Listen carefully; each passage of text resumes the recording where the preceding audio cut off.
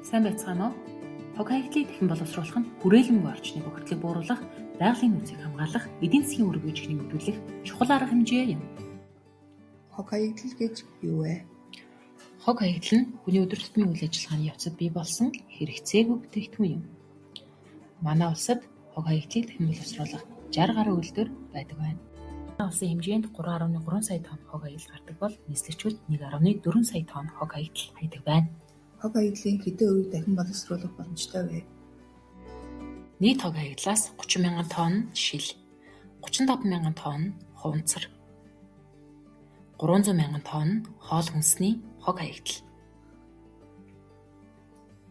170 мянган тонн хог хаягдал төмөр болон өнгөт металл, 40 мянган тонн цаас болон цаасан бүтээгдэхүүн, 72 мянган тонн малын гаралтаас хийгдсэн хог хаягдал, 86 мянган тонн аюултай хог хаягдал буюу цацрагийн хог хаягдал, 485 мянган тонн бусад булагдсан хог хаягдал. 1 сая тонныг хөрсөндөө болдог. 1 хурууцай 1 куб метр хөрс 800 литр усыг бохирдуулдаг байх нэ. Жилд манай улсад 40 мянган тонн хуванцар хог хаягдал гардаг. Хог хаягдлын сөрөг нөлөө. Байгаль орчны бохирдол, ус агаар хөрсийг бохирдуулна. Хүн амьтан төрөлхтөнд хортой нөлөө үзүүлнэ. Уур амьсгалын өөрчлөлтөд хувь нэмэр оруулна. Та нар хогоо яаж хайдаг вэ? Хогоо ил задгаа хайж болохгүй шүү. Хогийн савнд ангилан хайж байгаарай. Хогийг хаяхдаа шил хуванцар хоол хүнсний хог хаягдал, энгийн хог хаягдал, химийн бодистой хог хаягдал гэж ангилан хайдаг.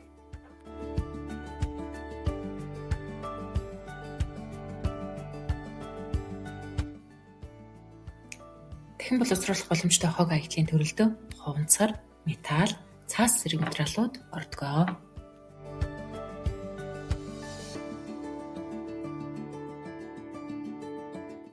Жишээлбэл хуванцар савыг хаяхдаа хаяг шашхыг хуулан авч үлдэгдлийг нь насгаж савыг шахан багсан хаяснаар дахин боловсруулах боломжтой болдог.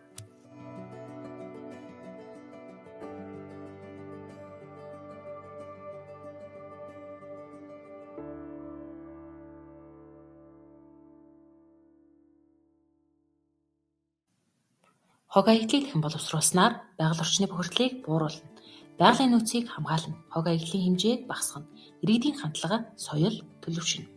Хог хаягдал болов зөв менежментгүйгээр байгальд асар их хор нөлөө үзүүлэх бөгөөд түүнийг багасгах, ангилах, дахин боловсруулах нь доктортой хөгжлийн гол зорилтын нэг юм. Created using Powtoon.